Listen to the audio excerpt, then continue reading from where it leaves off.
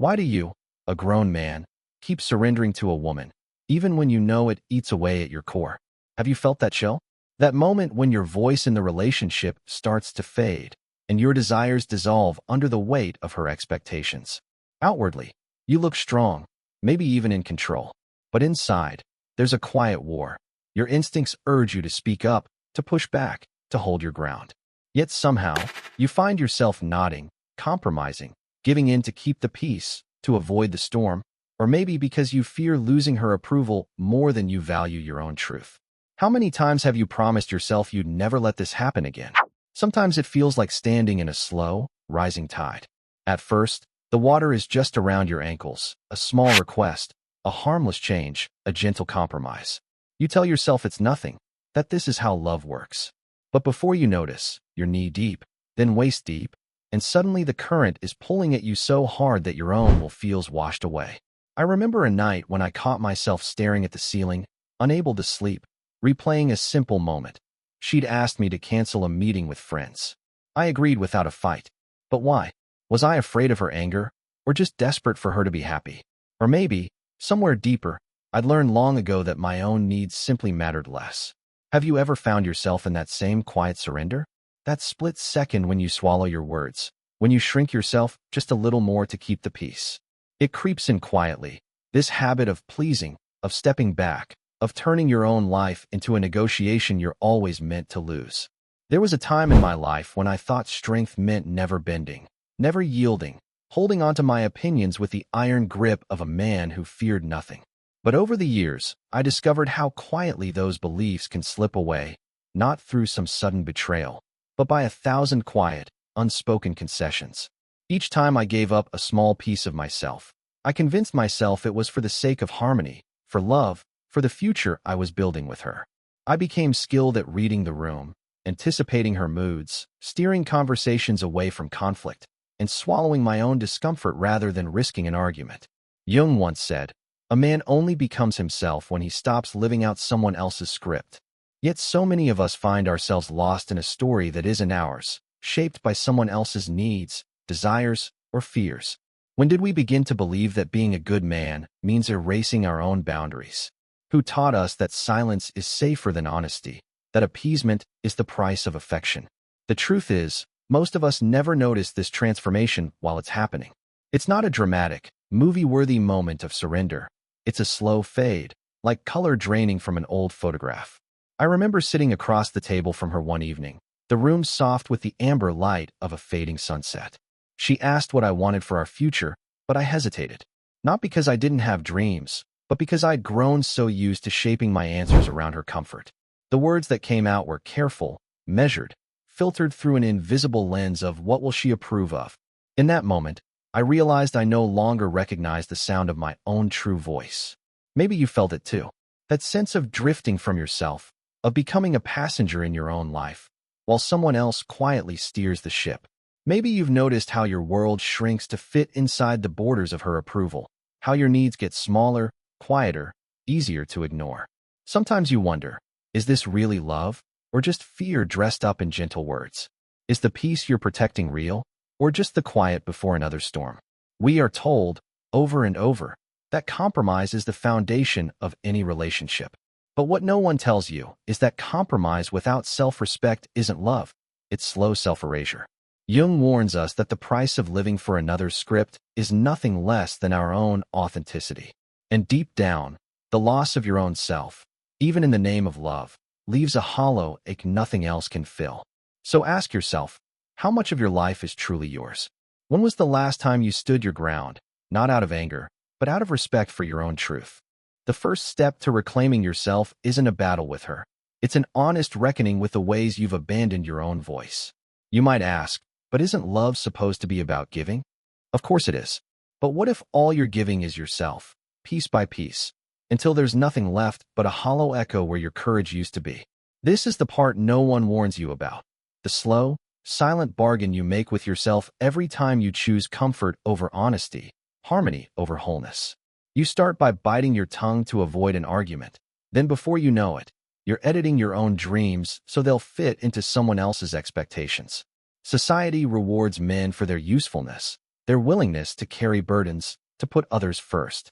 From the earliest age, we're told real men are strong, real men protect, real men provide. And if you hesitate, if you say no, if you draw a line, you're selfish, weak, or worse. The culture hands you a silent script and dares you to break character. And so, you become an actor in your own life, reciting lines you never chose, all to keep the applause coming, to earn a nod of approval that rarely feels enough. But what if I told you this is a lie, a deep distortion of what it means to be a man? The truth is, the first person you owe loyalty to is yourself, not in some cold, selfish way, but as an act of honesty, because a man who betrays his own soul in the name of pleasing others will one day wake up a stranger in the mirror. Freud argued that our greatest battles are not with the world, but with the voices inside us that tell us who we should be. He called it the superego, that internal judge forged by parents, teachers, lovers, society itself. If you let it rule unchallenged, you'll never know what you actually want, only what you fear to lose. Let me be honest, your subscription and comment aren't just numbers. They're signals that decide what video comes next. Share your thoughts or ideas in the comments. They often become the foundation for news stories. Interestingly, over 90% of viewers watch my videos without subscribing. That's okay. It means the content pulls you in. But subscribing helps you stay updated with the next parts. Hit subscribe, and let's create the next video together. There were times I resented her for the power she held over my decisions, my moods, my sense of self. But with time, I realized the real jailer wasn't her. It was the part of me that was terrified to be alone, the part that believed I had to earn my worth by meeting her needs at the cost of my own. It's a hard truth to face. Most men will do almost anything to avoid it, because once you see it, you can't go back to pretending you're powerless. Have you ever caught yourself apologizing for things you didn't even do, just to restore a fragile peace? Have you ever felt the weight of unspoken expectations press you into a version of yourself you barely recognize? It's not that women are villains, or that love is some kind of trap. It's that we're so desperate for connection, for belonging, that we willingly trade away the very things that make us whole. But the world doesn't need more men who are experts at surrendering their voices. It needs men willing to do the hardest thing of all, to listen deeply to their own hearts and to speak the truth, even when it shakes the ground beneath their feet. Because real love, the kind that lasts, is built not on obedience, but on the meeting of equals, two people strong enough to bring their whole selves to the table and brave enough to walk away if that wholeness isn't honored. Maybe you grew up believing that love is a prize to be won, and every day you're measured by how well you perform. That's the silent lesson hiding in so many of our childhood stories. Be good and you'll be loved. Disappoint and you'll be left behind. So you learn to read between the lines, to sense a shift in her tone, to fix a problem before it's even spoken out loud. With time, you became so skilled at anticipating others' needs that your own got lost, like forgotten letters at the bottom of a drawer. But let's get honest. How often did you pause to ask, what do I want? What would I choose if I wasn't afraid to lose her? Most men never do. Not because they're weak, but because the fear of being unloved, of being alone, is so much greater than the pain of erasing yourself. Society never tells men that their boundaries matter. Instead, it's all about sacrifice, patience, compromise, as if masculinity means always having enough to give, even when your own well is empty. It's a clever illusion. The world admires the nice guy, the peacemaker, the reliable provider who never makes waves. But that same world rarely asks about the price he pays in private, the quiet resentments, the anxiety, the hollow victories that taste like defeat. The greatest myth is that surrender equals virtue, that being agreeable is proof of character. The truth is, the more you betray your own needs, the more disconnected you become, not just from her, but from yourself. You start to feel invisible, even in your own life. The small acts of self-denial pile up, brick by brick, until you're sealed inside a wall you built for someone else's comfort. And in the quiet moments, when no one is watching, you wonder, who am I really? Who would I be if I stopped living for approval? Sometimes it takes a crisis, a sudden argument, a shocking revelation, or even just a moment of crushing loneliness to crack the facade. For me, it was a simple realization. No matter how hard I tried to please, it was never enough to fill the emptiness inside. Because the approval I craved wasn't really hers, it was my own. I needed to accept myself, To forgive myself for the years spent silent, for the dreams deferred, for the man I left behind in pursuit of someone else's happiness. You might think you're alone in this, but you're not. Every man who's ever traded his truth for peace, who's ever mistaken submission for love, knows this ache. The pain is real, but so is the possibility of change. The day you decide your life is yours, that your boundaries are worth defending, your desires are worth naming, your voice is worth hearing, is the day you start to reclaim yourself, one honest word at a time. What if I told you that the hardest part of this journey isn't speaking up to her? It's facing yourself. We're taught to see the problem outside, to blame circumstance or relationship, even to see women as the source of our struggle. But the truth is, the real confrontation happens in the mirror. It's there you must ask, when did I stop believing my needs mattered? The moment you start to answer honestly, the ground shifts beneath you. It's no longer about winning her approval or maintaining peace at any cost. It's about recovering the thread of your own story, lost somewhere along the way. Here's the deeper illusion. We think that giving up parts of ourselves will bring us closer, will earn us security, devotion, or peace. But real connection isn't built on one person shrinking for another. In fact, the more you disappear, the more lonely you become, even in the closest embrace. Have you noticed how resentment grows, quietly at first, until it becomes a barrier you can't cross? You may not even realize it. You smile, you nod, you go along. But inside, there's a growing ache, a sense that your own life is passing you by while you're busy performing a role that was never truly yours. Jung called this the shadow, all the denied parts of ourselves, everything we push down to fit someone else's picture of us. The more you hide, the heavier the shadow grows, until one day it demands to be seen. Sometimes it shows up as anger, sometimes as depression or sudden outbursts, sometimes as that empty feeling when nothing makes sense anymore. You look at your life and wonder, how did I get here? Who have I become? It's a question that frightens and frees you all at once. Here's what I wish someone had told me sooner. Reclaiming yourself isn't a betrayal. It isn't an act of war, or selfishness, or cruelty. It's the beginning of honesty. When you speak your truth, even quietly, even imperfectly, you invite real intimacy, because you show up as a whole person, not a shadow. Sometimes, yes, this means conflict. Sometimes it means a relationship must change, or even end. But the alternative is to keep living on your knees, apologizing for your own existence, trading dignity for a fragile peace that never lasts. You don't have to wait for a crisis, a heartbreak, or an ultimatum to start this work. You can begin now, with small acts of self-respect, tiny boundaries drawn in everyday moments. Maybe it's saying no when you mean it. Maybe it's admitting you don't have the answer. Maybe it's letting yourself want what you want, even if someone else disagrees. Every act of honesty, no matter how small, is a brick in the foundation of a new life. Have you ever wondered what it would feel like to finally be seen, not for what you provide or protect or perform, but for who you truly are? Imagine waking up and knowing your own approval is enough. Imagine loving from a place of fullness, not fear. It's possible, but only if you're willing to step out of the old story and risk writing a new one, with yourself at the center. The turning point doesn't usually come with fireworks or a single, defiant stand.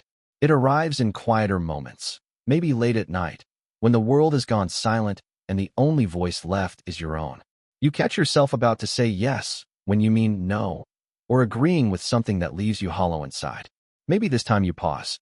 Maybe, for the first time in years, you ask yourself, why am I doing this? That simple question can be a spark, faint but persistent, flickering in the darkness of old habits. It's not about becoming stubborn or unyielding. In fact, real strength is flexible.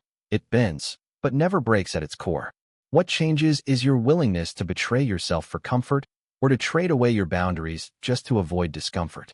You start to notice the patterns, how you downplay your needs, how you let small slights pass, how you apologize for things you never did. You see the bargains you strike to keep things smooth, the moments you bite back truth for fear of rocking the boat. Society rarely rewards men for setting boundaries. There's more applause for the self-sacrificer, the one who gives without question, who is always available. But real relationships, healthy, honest ones, don't thrive on one-sided sacrifice. They're built on mutual respect, a give and take where both voices matter. If you find yourself doing all the giving, all the changing, all the bending, ask yourself, What would happen if you stopped? If you drew a line and stood behind it? If you allowed the discomfort, the disagreement, even the disappointment? I remember the first time I set a real boundary. It was nothing dramatic, a simple refusal, a polite but firm no to something I didn't want. I felt a tremor of fear. Would she be angry? Would she leave? But what surprised me was the feeling that followed. There was relief, yes, but also a strange, unfamiliar pride. It was as if a piece of my lost self had come home, quietly, without fanfare. That's the paradox. The more you honor your truth, the more respect you earn, not just from others, but from yourself. People may test your boundaries. They may challenge or resist, especially if they've grown used to your compliance. But the people who matter, the ones who care for the real you, will eventually adjust or even admire your honesty. And those who can't accept your wholeness were never truly with you to begin with. You will face moments of doubt. There will be days when the old habits pull at you, when it seems easier to give in than to risk confrontation. But every time you choose yourself, gently but firmly, you build the muscle of self-respect. And as that muscle grows, so does your ability to love, to give, to connect, not from emptiness, but from fullness. The real battle isn't against her, or society, or even circumstance. It's against the voice in your head that tells you you're not enough unless you disappear. The truth is, you are enough, just as you are. And the life you want, the love, the freedom, the respect, begins the moment you believe it. So, what does it really mean to live by your own code? It's not about becoming a rebel for the sake of rebellion, or building walls so high no one can reach you. It's about grounding yourself in principles, unbreakable laws you choose for your own life, regardless of who stands beside you or walks away. Never settle for less than you deserve. Every time you accept crumbs, you teach the world how to treat you. Refusing the bare minimum is not arrogance. It's respect for your own value. Don't mistake attention for love. It's easy to be flattered by affection, to think that being needed is the same as being truly known. But true connection comes not from filling someone's void, but from meeting as equals, whole and seen. Stop looking for yourself in someone else's eyes. So much energy is wasted trying to be what others desire, chasing approval as if it can fill the emptiness within. Only when you know who you are, independent of praise or criticism, do you become unshakable. Be willing to walk alone if that's the price for your truth. This is the hardest law. Loneliness terrifies us, but nothing is lonelier than abandoning yourself just to keep someone near. Sometimes, strength means choosing solitude over self-betrayal. Begin to watch your patterns. Notice the people who grow uncomfortable when you draw boundaries, the ones who withdraw affection when you stop performing. Ask yourself, who shows up when you're at your lowest? Who supports you without needing applause? These are the mirrors that reveal who truly values you, not just what you can give. Look also at yourself. Do you live by your own code, or are you still waiting for permission? Are you seeking validation from the world, or are you building self-worth from the inside out? Self-mastery is not a single decision, but a daily practice, 1,000 small acts of integrity, even when no one is watching. Understand this. No one is coming to save you. As long as you're waiting for someone else to give you permission to be yourself, your strength will rust, your dreams will gather dust, and your spirit will grow dim. The world is not here to make you whole. Every day, you get to decide. Will you remain a spectator, living out someone else's expectations, or will you step onto the stage of your own life and choose yourself, boldly, without apology? There's a moment, sometimes sudden and sometimes gradual, when the old story begins to unravel. Maybe you catch yourself, one ordinary afternoon, watching your own life as if from a distance, wondering when you stopped feeling truly alive. You notice how carefully you measure your words, how you calculate each decision to avoid conflict or disapproval, how rarely you ask yourself, what do I want? It's both a painful and a liberating realization. You have become a stranger to yourself, shaped more by fear and habit than by desire or conviction. It's at this threshold that the real awakening begins, not in anger, but in a quiet act of courage. You stop running from the truth that's always been waiting for you. You begin to see that surrendering your power, your needs, your voice was never the same as love. It was survival, a learned pattern born out of longing for peace or fear of being left behind. For years, you may have believed that adapting to her wishes would finally earn you safety, acceptance, or validation. But now, you realize that real belonging doesn't come from erasing yourself. It comes from showing up whole, even if that means risking rejection. This is the turning point, the day you finally hear your own voice again, however faint. It might sound like the word no on your lips for the first time in years, or a simple truth spoken without apology. Maybe you're terrified, your hands shake, your heart races, because everything in you fears what will happen if you stop performing. But you do it anyway, and in that moment, something powerful shifts. The mask begins to fall away, and you catch a glimpse of the man you were always meant to be. You may face backlash. Not everyone will celebrate your change. Some will push back, demanding the old version of you return, insisting that love means sacrifice, that harmony is worth any price. But this time, you stand your ground, not to punish or prove, but simply to honor your own reality.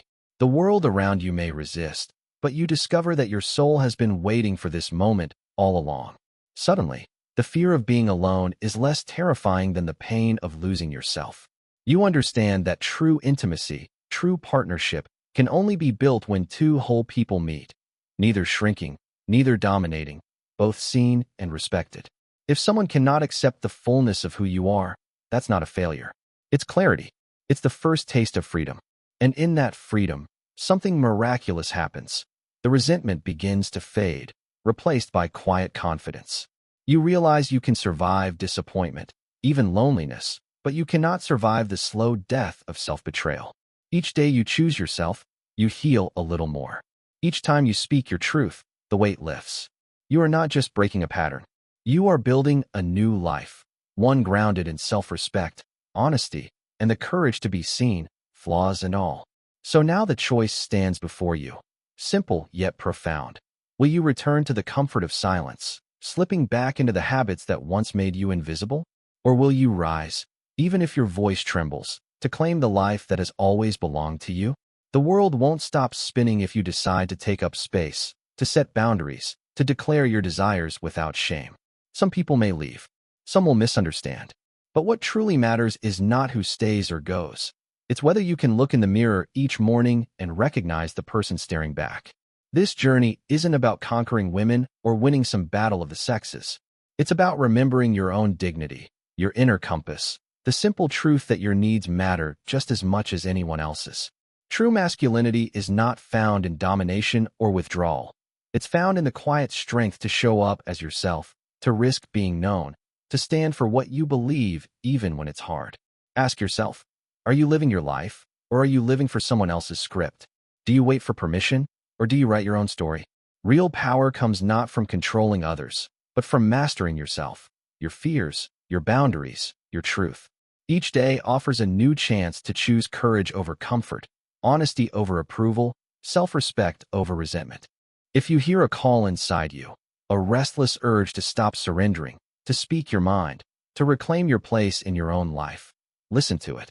That voice is your birthright. You don't need to become someone else to be worthy of love. The right people will honor your authenticity, and the rest were never truly meant to stay. Let this be your turning point. Take a breath. Feel the weight lift as you step out from under old expectations. The world remembers those who dared to become themselves, who lived not as spectators, but as creators. Will you be one of them? Stand up. Speak out. Choose yourself, not in defiance, but in the spirit of becoming whole. Your life is waiting. The first step is always the hardest. But once you take it, you'll never want to turn back.